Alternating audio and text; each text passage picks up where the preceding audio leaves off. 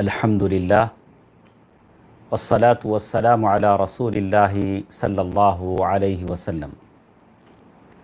محترم حضرات و خواتین، الاربعین النوویہ کی یہ مجلس ہمارے ساتھ ہے، حدیث کی مجلس ہے، اللہ کے نبی صلی اللہ علیہ وسلم کے فرمودات کی یہ مجلس ہے۔ اللہ تبارک و تعالی اس کی برکتیں مجھے اور آپ کو عنایت فرمائے، آمین۔ آج کے اس درس میں ہمارے ساتھ حدیث نمبر 4، جس میں انسانی تخلیق کے مراحل کا ذکر کیا گیا ہے۔ میرے نبی صلی اللہ علیہ وسلم مکے میں پیدا ہوئے، مکے میں بڑے ہوئے، نہ آپ نے کسی ڈاکٹر سے رابطہ کیا، اس سے تعلیم حاصل کی، نہ انسانی تخلیق کے سارے مراحل کو کسی سے سیکھا پڑھا، مگر ایک کہ اللہ تبارک و تعالیٰ نے آپ کو بتلایا، اور اللہ کے نبی صلی اللہ علیہ وسلم نے اس حدیث میں انہی باتوں کا ذکر کیا جو حدیث ہم پڑھنے جا رہے ہیں۔ اور یہ حدیث نمبر 4، جس میں انسانی پیدائش کے مراحل کو بتایا گیا کہ انسان ماں کے پیٹ میں رحم میں کیسے کیسے بنتے ہیں، اور پھر انسان کا جو انجام ہوتا ہے، آخرت کا جو جنت یا جہنم کا فیصلہ ہوتا ہے، وہ اس کے آخری عمل کے ثوابدید پر ہوتا ہے، جیسے کچھ اللہ تبارک و تعالیٰ لکھتے ہیں اس حساب سے ہوتا ہے۔ اور یہ حدیث جس کے راوی ابو عبد الرحمن عبداللہ ابن مسعود رضی اللہ تعالیٰ عنہ ہیں۔ پہلے تعلق سے کہا جاتا ہے کہ اللہ کے نبی صلی اللہ علیہ وسلم کا گزر ان کے پاس سے ہوا، اور یہ بکریاں چرا رہے تھے۔ اللہ کے نبی صلی اللہ علیہ وسلم نے ان سے بکریوں کا دودھ مانگا اپنے لیے، ابو بکر رضی اللہ تعالیٰ عنہ کے لیے۔ انہوں نے کہا کہ میں تو چرواہا ہوں، امانت دار ہوں، یہ چیزیں میری نہیں ہیں، کسی اور کی امانت ہیں۔ پھر اللہ کے نبی صلی اللہ علیہ وسلم نے ان سے کسی ایسی بکری کے لانے کو کہا جو کسی بکرے سے حاملہ نہ ہوئی ہو، تو وہ بکری لائی گئی۔ اللہ کے نبی صلی اللہ علیہ وسلم نے اس کے لیے دعا فرمایا، اور اس کا تھن دودھ سے بھر گیا، اور اللہ کے نبی صلی اللہ علیہ وسلم نے اس سے دودھ پیا، اور آپ کے اصحاب نے پیا، اور پھر وہ تھن پھر پہلی حالت میں آ گیا۔ عبداللہ بن مسعود رضی اللہ تعالیٰ عنہ نے ان تمام چیزوں کو دیکھا، اور اسی طرح عبداللہ بن مسعود رضی اللہ تعالیٰ عنہ، جن کے بارے میں کہتے ہیں کہ ایک مرتبہ ایسا ہوا کسی ضرورت سے درخت پر چڑھے، تو اتنی زور سے ہوا چلی کہ درخت کی شاخیں ادھر ادھر ہونے لگی ہوا کے زور پر۔ تو صحابہ دیکھ کر مسکرانے لگے کہ عبداللہ بن مسعود رضی اللہ عنہ، جن کی پنڈلیاں چھوٹی چھوٹی تھیں، مطلب دبلے پتلے انسان تھے رضی اللہ عنہ، تو اللہ کے نبی صلی اللہ علیہ وسلم نے فرمایا اتعجبون من دقت ساقہ، کیا تم عبداللہ بن مسعود رضی اللہ تعالیٰ عنہ کی ان دبلی پتلی پنڈلیوں پر مسکراتے ہو، تعجب کرتے ہو؟ واللہ انہا لاثقل، قسم خدا کی کل حشر میں جب نام اعمال تولے جائیں گے اور عمل کرنے والوں کو تولا جائے گا، اثقل من جبل احد، احد پہاڑ سے زیادہ یہ وزنی ہوں گے۔ یہ ہیں عبداللہ ابن مسعود رضی اللہ عنہ۔ ان کی حدیث ہمارے ساتھ ہے۔ عبداللہ ابن مسعود رضی اللہ عنہ مکے کے ان غلاموں چرواہوں میں سے تھے جب اللہ کے نبی صلی اللہ علیہ وسلم کو کعبہ مقدسہ کی صحن میں صنادید قریش سجدے کی حالت میں اونٹ کی اوجھڑی سر مبارک پر ڈال چکے تھے، تو عبداللہ ابن مسعود رضی اللہ تعالیٰ عنہ کہتے ہیں میں ایک ادنا سا غلام تھا، میرے پاس اتنی طاقت نہیں تھی، ہمت نہیں تھی کہ میں وہاں جاتا، یہاں تک کہ فاطمہ الزہرا رضی اللہ تعالیٰ عنہ آئیں اور انہوں نے اس کو ہٹایا۔ عبداللہ ابن مسعود رضی اللہ تعالیٰ عنہ کی روایت جس میں کہتے ہیں حدثنا رسول اللہ صلی اللہ علیہ وسلم، اللہ کے رسول صلی اللہ علیہ وسلم نے ہم سے بیان فرمایا، وَهُوَ الصَّادِقُ الْمَصْدُوقُ، اللہ کے نبی صلی اللہ علیہ وسلم بالکل صادق ہیں، امین ہیں، جس کی گواہی ابو سفیان نے بڑے بڑے بادشاہوں کے دربار میں کیا کہ اللہ کے نبی صلی اللہ علیہ وسلم رسول بنائے جانے سے پہلے بھی امین جانے جاتے تھے، امین جانے جاتے تھے، اللہ کے نبی صلی اللہ علیہ وسلم نے کبھی جھوٹ نہیں بولا۔ اور عبداللہ ابن مسعود رضی اللہ عنہ اس حدیث کو جب شروع کر رہے ہیں تو یہ لفظ وَهُوَ الصَّادِقُ الْمَصْدُوقُ کہہ رہے ہیں کہ اس حدیث میں جو باتیں آنے والی ہیں، بیان کی جا رہی ہیں، وہ امور غیبیہ ہیں، غیب سے جن کا تعلق ہے۔ ماں کے پیٹ میں رحم میں جو کچھ ہوتا ہے، کون اس کو دیکھتا ہے، کون جانتا ہے؟ خاص کر وہ زمانے میں کہا کہ یہ اللہ تبارک و تعالیٰ تھا جو پیارے نبی صلی اللہ علیہ وسلم کو بتلایا تھا۔ تو اللہ کے نبی صلی اللہ علیہ وسلم جب اس حدیث میں سارے الفاظ آنے والے ہیں تو اللہ کے نبی صلی اللہ علیہ وسلم نے ان باتوں کے تعلق سے عبداللہ بن عمر رضی اللہ تعالی عنہ نے فرماتے ہوئے کہا کہ یہ حدیث میں آنے والی چیزیں ایسی ہیں جو غیب سے جن کا تعلق ہے، غیب سے جن کا تعلق ہے۔ عبداللہ بن مسعود رضی اللہ تعالیٰ عنہ فرماتے ہیں کہ اللہ کے نبی صلی اللہ علیہ وسلم نے فرمایا، تم میں سے ہر ایک کی تخلیق، پیدائش، بناوٹ کو اس کی ماں کے پیٹ میں 40 دن تک نطفے کی شکل میں رکھا جاتا ہے۔ یعنی بچہ ماں کے پیٹ میں پہلے مرحلے میں 40 دن تک نطفے کی شکل میں رکھا جاتا ہے۔ ان احدکم یجمع خلقہ فی بطن امہ 40 یوما نطفہ، 40 دن وہ نطفے کی شکل میں ہوتا ہے۔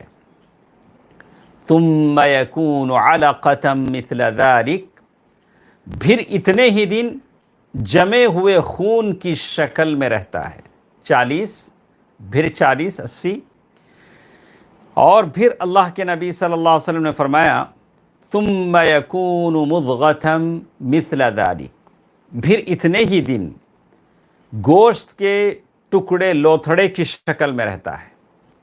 پھر کہا اس کے طرف فرشتہ بھیجا جاتا ہے، نہیں 120 دن، اس کے 3 مراحل طے ہوتے ہیں۔ نطفے کی شکل میں 40 دن، علقہ کی شکل میں 40 دن، مضغہ یعنی گوشت کا اتنا سا ٹکڑا جو نوالے کی شکل میں ہو، جو دانتوں تلے دبایا جائے، یہ 40 دن۔ اس طرح سے 120 دن اس کے ماں کی پیٹ میں رحم میں مکمل ہوتے ہیں بچے کے۔ اور پھر کیا ہوتا ہے؟ اس کی طرف فرشتہ بھیجا جاتا ہے، جیسے اللہ کے نبی صلی اللہ علیہ وسلم نے فرمایا ثم یرسل الیہ الملک فینفخ فیہ الروح، پھر فرشتہ اس کی طرف بھیجا جاتا ہے تو فرشتہ اس کے اندر روح پھونکتا ہے۔ بڑی تفصیل ہے، ہم آپ کو آئندہ بتائیں گے۔ سب سے پہلے ہم حدیث کا ترجمہ آپ کے سامنے پیش کر دیتے ہیں تاکہ آپ حدیث کو اچھی طرح سمجھ لیں۔ حدیث کا ترجمہ کیا ہے؟ تو کہتے ہیں فَيَنْفَخُ فِيهِ الرُّوحُ، پھر اس کے اندر وہ فرشتہ آتا ہے اور روح پھونکتا ہے اللہ تبارک و تعالیٰ کے حکم سے۔ جیسے اس حدیث میں کہا گیا کہ اللہ تبارک و تعالیٰ جب 120 دن مکمل ہو جاتے ہیں تو اللہ تبارک و تعالیٰ فرشتے کو بھیجتے ہیں جو اس میں روح پھونکتا ہے، اور پھر اسے کہا کہ پھر اسے 4 باتیں لکھنے کا حکم دیا جاتا ہے۔ فرشتہ اسے 4 باتیں لکھنے کا حکم دیا جاتا ہے۔ فرشتہ 4 باتیں لکھتا ہے، جیسے کہا وَيُؤْمَرُ بِأَرْبَعِ كَلِمَاتٍ، فرشتے کو 4 باتوں کا حکم دیا جاتا ہے کہ وہ اس بچے کے تعلق سے لکھے۔ بِكَتْبِ رِزْقِهِ وَأَجَلِهِ وَعَمَلِهِ وَشَقِيٌّ أَوْ سَعِيدٌ، وہ 4 باتیں کیا ہیں؟ تو کہا اس پیٹ میں موجود، رحم میں موجود بچہ یا بچی کا رزق لکھا جاتا ہے۔ کتنا رزق اسے ملے گا؟ اللہ اکبر! دنیا میں ہم پریشان ہوتے ہیں جب کہ اللہ تبارک و تعالی یہ رزق اللہ تبارک و تعالیٰ پیٹ ہی میں لکھ دیتے ہیں، رحم میں جب ہم موجود ہوتے ہیں۔ اور پھر کہا مدت عمر و اجل، یعنی یہ کتنے سال رہے گا۔ کچھ لوگ ہیں ماں کے پیٹ سے نکلنے سے پہلے ہی مر جاتے ہیں، انتقال کر جاتے ہیں۔ کچھ لوگ ہیں 120 برس تک جیتے ہیں۔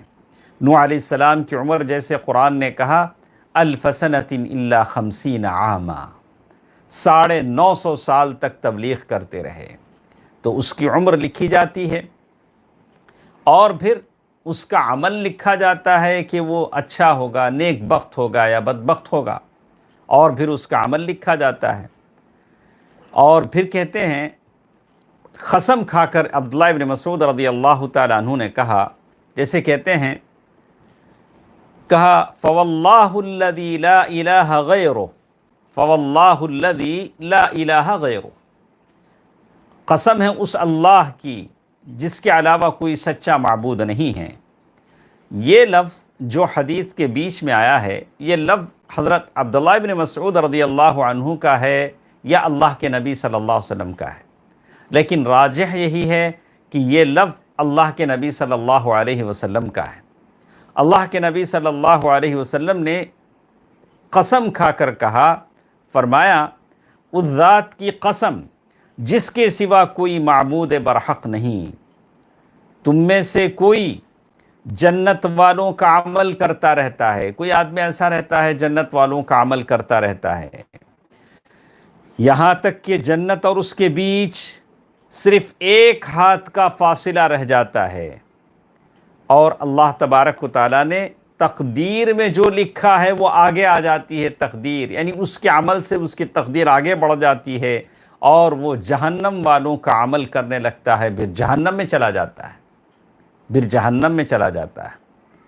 اور تم میں سے کوئی جہنم والوں کا عمل کرتا رہتا ہے، یہاں تک کہ جہنم اور اس کے بیچ 1 ہاتھ کا فاصلہ رہ جاتا ہے، اور پھر اس کی کتاب اللہ نے تقدیر میں جو چیز لکھی ہے وہ آگے بڑھ جاتی ہے، اور وہ جنت والوں کا عمل کرنے لگتا ہے، پھر وہ جنت میں داخل ہو جاتا ہے۔ اس حدیث کو امام بخاری اور مسلم نے روایت کیا ہے۔ تو یہ حدیث عبداللہ ابن مسعود رضی اللہ تعالیٰ عنہ کی یہ حدیث ہے۔ اس حدیث سے کیا کیا باتیں ہمارے آپ کو معلوم ہوتی ہیں، پہلے ان باتوں کو مختصر سن لیتے ہیں، پھر انشاءاللہ اللہ نے توفیق دیا تو ہم انشاءاللہ شیخ عبدالرزاق عبد المحسن البدر العباد حفظہ اللہ کی جو شرح ہے اس شرح کو ہم پڑھیں گے تاکہ اور باتیں ہم کو معلوم ہو جائیں۔ اس حدیث میں بہت ساری باتیں ہیں جو آپ کو مجھے علم دیتی ہیں، اس میں بہت سارے احکام ہیں جنین سے متعلق، ابارشن سے متعلق، کہ آدمی ابارشن کب کر سکتا ہے، کب نہیں کر سکتا ہے، وہ کیا حالات ہیں، یہ ساری چیزیں علماء نے اس سے مسائل اخذ کیے ہیں۔ پہلی چیز جو اس حدیث سے معلوم ہوتی ہے کہ ماں کے پیٹ میں بچے کی پیدائش کئی مراحل سے گزرتی ہے، کئی مراحل سے گزرتی ہے، اور اس کا علم اللہ تبارک و تعالیٰ نے پیارے نبی صلی اللہ علیہ وسلم کو بتلایا ہے۔ ہاں تو کہتے ہیں 40 دن نطفے کی شکل میں ہوتی ہے۔ نطفہ ماں باپ سے جو نطفہ ہے، کہا کہ اس نطفے کی شکل میں 40 دن، پھر 40 دن خون کے لوتھڑے کی شکل میں ہوتی ہے، پھر 40 دن گوشت کی بوٹی کی شکل میں، لیکن وہ کتنی مضغہ، یعنی جتنی جس سے دانت کے نیچے چبایا جا سکے، مضغہ یعنی چھوٹا سا نوالے کی اتنا بچہ جب 120 دن کا ہوتا ہے تو اتنا ہی ہوتا ہے، اور 120 دن کے بعد اس میں روح پھونکی جاتی ہے۔ تو 120 دن لگتے ہیں بچے کو ماں کے رحم میں روح پانے کے لیے، اور یہ اللہ تبارک و تعالیٰ کی طرف سے ہوتا ہے، اور بچے کا ان مراحل سے گزرنا، اسٹیپ بائی اسٹیپ، ان بتدریج یہ سارے اسٹیجز سے گزرنا اللہ تبارک و تعالیٰ کی حکمت ہے۔ اللہ کے نبی صلی اللہ علیہ وسلم سے حدیث آتی ہے کہ صحابہ کرام نے پوچھا کہ اللہ کے رسول صلی اللہ علیہ وسلم کیا جنت میں کھیتی ہے؟ بولا کہ ہاں کھیتی ہے، لیکن دنیا کی طرح نہیں کہ تم دنیا میں کھیتی کرتے ہو، بیج بوتے ہو، پھر بارش کا انتظار کرتے ہو، اللہ بارش برساتا ہے، پھر بیج سے پودے اگتے ہیں، ایک وقت لگتا ہے، پھر جب جا کر اناج اگتا ہے۔ لیکن جنت میں ایسا نہیں ہوگا، اس طرح بویا اس طرح سے درخت اگ گئے اور پھر وہاں پھل اگنے لگے۔ اگر اللہ تبارک و تعالیٰ چاہتا تو ان مراحل کی ضرورت نہیں تھی۔ یہ جو 120 دن کا جو مرحلہ ہے، انما امرہ اذا اراد شیئا ان یقول له کن فیکون، اللہ تبارک و تعالیٰ کا امر یہ کہ اللہ کہتے ہیں ہو جا تو چیزیں ہو جاتی ہیں، لیکن اللہ تبارک و تعالیٰ نے ایک مصلحت، ایک حکمت کے خاطر 120 دن کا یہ معاملہ ماں کے پیٹ میں رحم میں رکھا، اور اس کے بعد اس کے اندر روح پھونکی جاتی ہے، اور پھر پیٹ کے بچے کی تقدیر لکھنے کے لیے جیسے آتا ہے کہ ہر رحم یعنی ماں کی پیٹ کی تھیلی دانی، بچہ دانی پر ایک فرشتہ مقرر ہے جو بچے کی ابتدا ہی سے، اللہ ہم جب دنیا میں آتے ہیں تو تب بھی فرشتوں کی نگرانی میں ہیں، جب دنیا سے جاتے ہیں تو تب بھی فرشتے ہماری ساری کارروائی میں حصہ ہے اللہ کے حکم سے، اللہ نے ان کو اس کام پر لگایا ہے۔ اور فرشتہ پیٹ کے بچے کی تقدیر لکھنے کے لیے اور اللہ تبارک و تعالیٰ کی طرف سے مقرر ہے، فرشتوں کی ایک جماعت ہے، یہ فرشتہ جنس ہے، جیسے شیخ ابن عثیمین رحمہ اللہ نے فرمایا۔ اور جیسے شیخ ابن عثیمین اس سے مسائل اخذ کرتے ہیں، انشاءاللہ شرح میں جب پڑھیں گے تو ہم دیکھیں گے کہ 120 دن گزر جانے کے بعد ابورشن نہیں کر سکتے ہیں، اسقاط حمل جسے کہتے ہیں۔ 120 دن کے بعد 120 دن کے بعد اگر ابورشن کرتے ہیں تو اس کا مطلب یہ ہوگا کہ ایک جان کو ہم نے قتل کر دیا، اس کے اندر روح پھونک دی گئی۔ ہاں، اسی لیے شیخ ابن عثیمین رحمہ اللہ نے اپنی شرح میں کہا، جب ہم پڑھیں گے تو کہا کہ اس وقت 120 دن کے بعد اگر بچے کا انتقال ہو جاتا ہے، یعنی آدمی کہا کہ بچہ انتقال کر جاتا ہے، پتہ لگتا ہے، تو کہا کہ اگر اس کا اسقاط کی شکل میں ہو جاتا ہے، بچہ ساقط جسے ہو جاتا ہے، اسقاط حمل جسے کہتے ہیں، یا حمل گر جاتا ہے، تو کہا کہ اس وقت وہ ساری چیزیں اسے کرنی پڑیں گی، غسل دینا پڑے گا، کفن دینا پڑے گا، پھر اس کی تدفین ہوگی، اس کا نام بھی رکھا جائے گا، اور اس کے نام سے جانور بھی ذبح کیا جائے گا، عقیقہ بھی کیا جائے گا 120 دن کے بعد، اس لیے کہ وہ ایک جان ہے، وہ ایک نفس ہے۔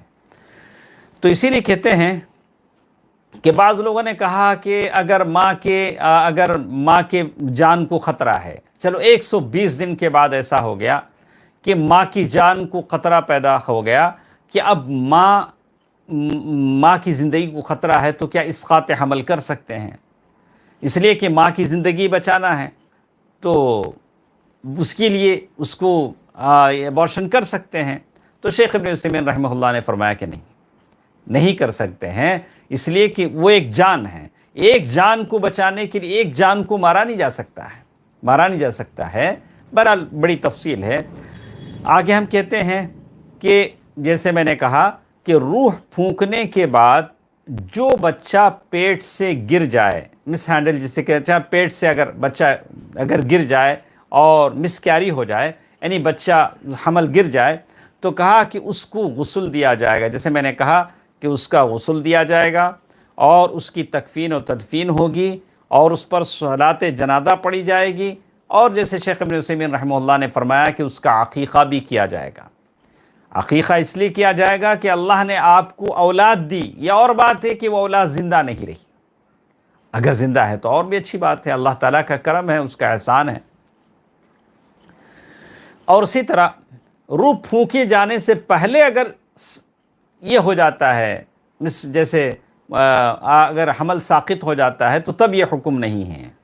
اسی طرح ایک اور بات اس حدیث سے ہمارے سمجھ میں آتی ہے کہ انسان کی تقدیر اس کے ماں کے پیٹ میں لکھی جاتی ہے، ایک تقدیر ہم نے گزشتہ درسوں میں سنا کہ وہ تقدیر عام ہے۔ اللہ تعالیٰ نے کتب اللہ مقادیر الخلائق قبل 50,000 سنہ، اللہ تبارک و تعالیٰ نے آسمان و زمین کے پیدا کرنے سے 50,000 سال پہلے لوح محفوظ میں ساروں کی تقدیر لکھ دی ہے، تقدیر عام ہے۔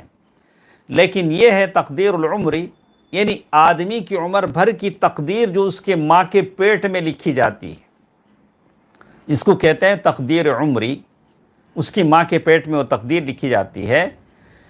اور ایک وہ تقدیر تھی جو تقدیر عام، تقدیر ازلی جسے کہتے ہیں، اللہ تعالیٰ نے لوح محفوظ میں وہ لکھ دی۔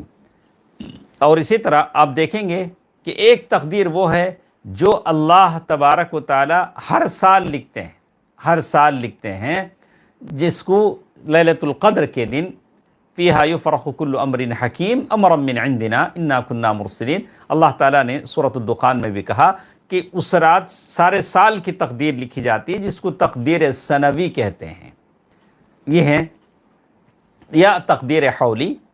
اسی طرح یہ اس حدیث سے مجھے اور آپ کو یہ سمجھ میں آتا ہے کہ یہ جو 4 باتیں لکھی جاتی ہیں، ان باتوں میں سے یہ باتیں لکھی جاتی ہیں کہ یہ بندہ کیا کھائے گا، یہ بندی کیا کھائے گی۔ رزق جب لکھا جاتا ہے تو اللہ تبارک و تعالیٰ کی جو تقدیر کی جو تقسیم ہے اس پر آپ راضی ہو جائیں۔ اور جب میں سمجھتا ہوں کہ اللہ نے میری تقدیر میرے پیٹ میں لکھ دی ہے تو میں پریشان نہیں ہوں گا، میں کوئی ٹینشن نہیں لوں گا۔ مجھے معلوم ہے کہ میری تقدیر میری پیٹ میں اللہ نے لکھ دی ہے، جب میں پیٹ میں تھا اللہ نے لکھ دیا ہے کتنا مجھے کہاں سے ملے گا، کتنا ملے گا، کیا ملے گا، تو مجھے اتنا ہی ملے گا۔ جیسے ابن سیرین سے پوچھا گیا کہ آپ اتنے ٹینشن فری کیسے ہوتے ہیں، آپ کو کوئی ٹینشن ہی نہیں ہے، کوئی تشویش ہی نہیں ہے، آپ کو کوئی پریشانی نہیں ہے رزق کے معاملے کو لے کر۔ تو ابن سیرین نے کہا کہ جو دانہ، ایک دانہ اللہ نے میرے منہ میں کے لیے لکھا ہے وہ دوسرے کے منہ میں نہیں جائے گا، دوسرے کے لیے جو دانہ اور قطرہ پانی اللہ نے جو لکھا ہے میرے منہ میں نہیں آئے گا، تو مجھے ٹینشن لینے کی ضرورت کیا ہے، مجھے پریشان ہونے کی ضرورت کیا ہے۔ تو اپنے رزق کے معاملے کو لے کر اتنا پریشان نہ ہو اور اللہ تعالیٰ پر بھروسہ کریں۔ اور اللہ کے نبی صلی اللہ علیہ وسلم نے یہی فرمایا، جب تک تم اپنا پورا رزق اللہ تعالیٰ سے نہیں لے لو گے تمہاری موت نہیں آئے گی۔ اللہ اکبر۔ لن تموت نفس، کوئی نفس اس وقت تک نہیں مرے گا جب تک کہ وہ اللہ تبارک و تعالیٰ سے پورا رزق نہ لے لے۔ ایک قطرہ بھی اگر باقی ہے پانی، اسی لیے آپ دیکھیں گے کبھی آدمی سکرات کی حالت میں ہوتا ہے تو لوگ لا کے منہ میں پانی ڈالتے ہیں، بولتا ہے کہ یہ آخری پانی ہے، یہ اس کا رزق ہے جو اس کے منہ میں زبردستی ڈالا جاتا ہے، بھلے اس سے فائدہ ہو کہ نہ ہو۔ شیخ ابن عثیمین رحمہ اللہ نے فرمایا کہ یہ چیزیں ہیں جو اللہ تبارک و تعالیٰ نے لکھ دی، ہم آپ کو بتائیں گے۔ تو آدمی دوسروں کی دولت پر نظر نہ رکھے اور نہ بلا ضرورت دوسروں کے سامنے دست سوال دراز کرے، اپنی جھولی پھیلائے، ہرگز نہیں۔ اللہ تعالیٰ کی ذات ہے جو سارے لوگوں کی حاجتوں کو پورا کرتی ہے، بندے خود محتاج ہیں۔ یا ایھا الناس انتم الفقراء الی اللہ واللہ هو الغنی الحمید۔ اللہ اکبر، سب کے سب فقیر ہیں، کوئی ہم کو کیا دے سکے گا، اللہ تبارک و تعالیٰ ہے جو دیتا ہے۔ ہاں، روزی کمانے کے جو راستے ہیں آدمی اسے اختیار کرے، آدمی محنت کرے۔ صحابہ اکرام محنت کرتے تھے، اللہ کے نبی صلی اللہ علیہ وسلم بازار میں نکل کر کاروبار تجارت کرتے تھے، یہاں تک کہ لوگوں نے کہا ما لہذا الرسول یأکل الطعام ویمشی فی الاسواق، ارے یہ کیسا رسول ہے، کھانا کھاتا ہے اور بازاروں میں گھومتا پھرتا ہے، کبھی کسی سے کوئی اونٹ لیا، کسی کو اونٹ بیچا۔ اللہ کے نبی صلی اللہ علیہ وسلم نے یہ سارے ذرائع اختیار کیے۔ تو آدمی محنت کرے، اور جیسے کہتے ہیں اللہ کے نبی صلی اللہ علیہ وسلم نے فرمایا کہ جو پاک دامنی چاہتا ہے اللہ اسے پاک دامن رکھتا ہے۔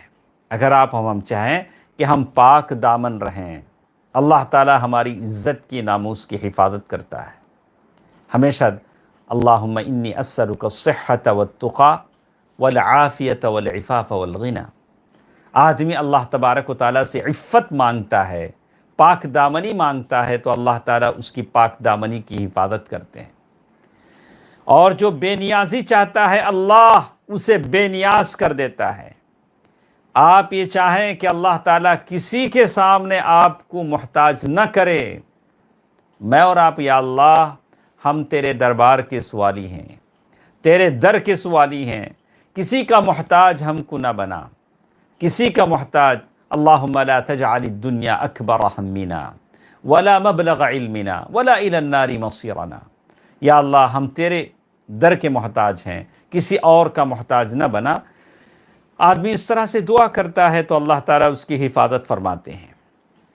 ایک اور بات جو ہمارے سمجھ میں آتی ہے اس حدیث سے، کہ فرشتے جو 4 باتیں جو لکھتے ہیں اس میں سے پہلی بات انہوں نے لکھا کہ یہ کیا کھائے گا، تو بات ہم کو سمجھ میں آ گئی کہ ہماری ساری چیزیں بالکل فکس ہیں، آجال مضروبہ، یعنی اللہ تبارک و تعالیٰ نے ساری چیزیں فکس کر دی ہیں، تو خامخواہ پریشان ہونے کی ضرورت نہیں ہے، لیکن محنت کریں، ہاتھ دوڑ بھاگے۔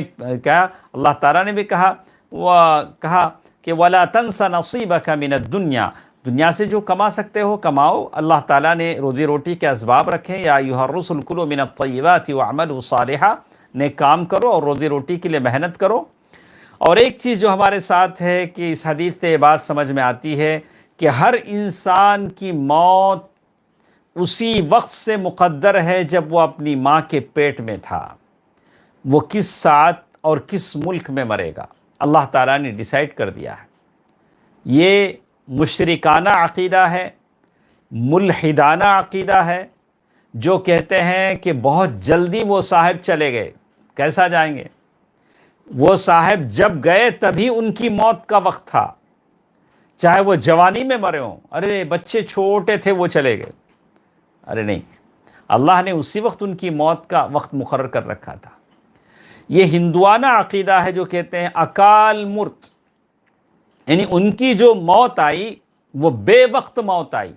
ہمارے پاس وہ عقیدہ نہیں، اللہ کے نبی صلی اللہ علیہ وسلم نے یہ عقیدہ نہیں بتلایا، بولا کہ جو جب مرتا ہے اس کی موت کا وقت وہی ہے۔ ہمارے پاس ایسی کوئی چیز نہیں ہے کہ بے وقت کی موت اگر کوئی مرتا ہے، نہیں۔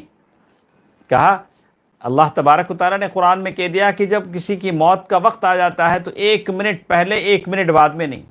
شیخ ابن عثیمین رحمہ اللہ نے اس کی جب تفسیر کی، شرح کی، تو سعودی عرب میں ایک سٹی ہے عنیزہ، وہاں کا ایک واقعہ بیان کیا۔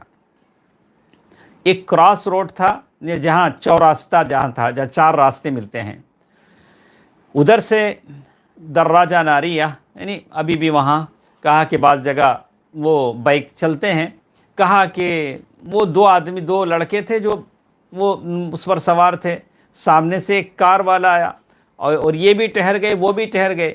یہ چاہ رہے تھے کہ وہ جائے گا کار والا، اور وہ کار والے صاحب چاہ رہے تھے کہ یہ لوگ پاس ہو جائیں گے۔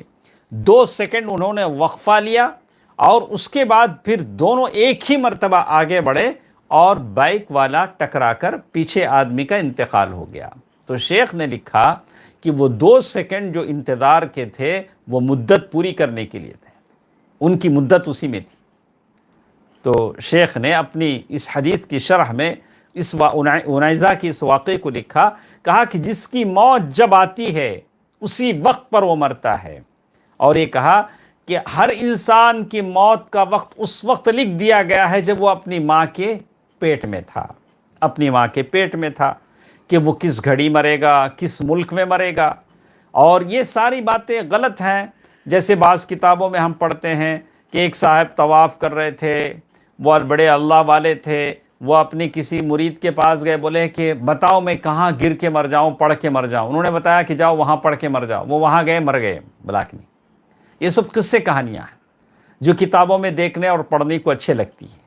کہا کہ نہیں، اللہ تبارک و تعالیٰ کو معلوم ہے کون کہاں مرے گا۔ اور اسی طرح ایک اور چیز جو اس حدیث سے میرے اور آپ کے سمجھ میں آتی ہے، وہ یہ کہ ہر انسان کا عمل اور انجام دونوں مقدر ہے۔ ایک انسان کیا عمل کرے گا اور اس کا انجام کیا ہوگا، یہ ساری چیزیں لکھی گئی ہیں۔ ہم نے کہا کہ تقدیر ازلی ہے، تقدیر عمری ہے، تقدیر حولی ہے، یعنی سال بھر کی تقدیر ہے، اللہ تبارک و تعالیٰ نے لوح محفوظ میں پہلے تقدیر عام لکھ دی ہے، یہ ساری چیزیں اللہ تعالیٰ نے لکھ دی ہیں۔ تو اگر کوئی پوچھتے ہیں کہ جب ساری چیزیں پہلے سے ڈیسائیڈڈ ہیں، طے شدہ ہیں، تو پھر عمل کرنے کی کیا ضرورت ہے؟ افلا نتقی، صحابہ نے بھی یہی سوال کیا تھا، صحابہ کرام رضوان اللہ علیہم اجمعین نے سوال کیا تھا کہ پھر عمل کرنے کی کیا ضرورت ہے؟ ہم کیوں نہ اس پر بھروسہ کر لیں جس کی تقدیر میں جو لکھا ہے۔ اللہ کے نبی صلی اللہ علیہ وسلم آئے اور کہا کہ اللہ تبارک و تعالیٰ نے جنتیوں کے لیے جنتوں کو پیدا کر، جنتیوں کو جنت کے لیے بنا دیا ہے اور جہنمیوں کو جہنم کے لیے بنا دیا ہے۔ تو اللہ کے نبی صلی اللہ علیہ وسلم نے جواب دیتے ہوئے کہا اعملوا، میرے صحابہ تم عمل کرتے جاؤ۔ اللہ کے نبی صلی اللہ علیہ وسلم کا یہ لفظ بتاتا ہے کہ انسان کو عمل کرنا ہے، تقدیر پر بھروسہ کر کے بیٹھنا نہیں ہے کہ میرے تقدیر میں جو ہوگا وہ ہوگا۔ ارے تقدیر سر اللہ، یہ اللہ تعالیٰ کا بھید ہے، اسے آپ نہیں جانتے، میں نہیں جانتا، میں نہیں جانتا کہ میں کس حالت میں مروں گا، لیکن ہم اللہ تعالیٰ سے دعا کرتے ہیں کہ اللہ کلمہ توحید پر ہماری موت دے، کلمہ توحید پر ہماری موت دے۔ تو تقدیر یہ اللہ تبارک و تعالیٰ کا ایک بھید ہے، اور جس کو آپ نہیں جانتے، میں نہیں جانتا۔ میرے نبی صلی اللہ علیہ وسلم نے فرمایا کہ تم عمل کرو، کیونکہ ہر شخص کے لیے وہی راستہ آسان ہوگا جس کے لیے وہ پیدا کیا گیا ہے، جس کے لیے وہ پیدا کیا گیا ہے اس کے لیے وہ راستہ آسان ہوگا۔ اگر نیک ہے، نیک بخت ہے، تو نیک بختوں کا عمل اس کے لیے آسان ہوگا، اگر برا ہے تو برے لوگوں کا راستہ اس کے لیے آسان ہوگا۔ لیکن بات یہ بتا، اعملوا، تم عمل کرتے جاؤ، پیچھے ایسے سستی اور مستی کے ساتھ مت بیٹھو۔ یہ حکم اللہ کے نبی صلی اللہ علیہ وسلم کا آپ کے لیے ہے، میرے لیے ہے۔ تو معلوم یہ ہوتا ہے کہ اللہ کے نبی صلی اللہ علیہ وسلم نے عمل کی طرف توجہ دی۔ جیسے کہتے ہیں حدیث سے معلوم یہ ہوتا ہے کہ بسا اوقات انسان نیک عمل کرنے کے باوجود توفیق سے محروم ہو کر جہنم رسید ہو جاتا ہے۔ آخر میں ایک حدیث سنا کر میں اپنی بات ختم کرتا ہوں، اس کی تفسیر انشاءاللہ کل کے درس میں بھی ہمارے ساتھ رہے گی۔ اللہ کے نبی صلی اللہ علیہ وسلم جنگ میں ہیں، زور سے شور سے جنگ جاری ہے، ہر طرف تلواروں کی چمک ہے، نیزوں کی بارش ہے۔